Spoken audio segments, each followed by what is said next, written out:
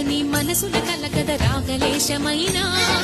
హే మహేశని భయద పదాహతి దైత్య శోషణము జరుపంగా భోగి భూష భువనాళిని నిలుపవ అభయ ముద్రలోనా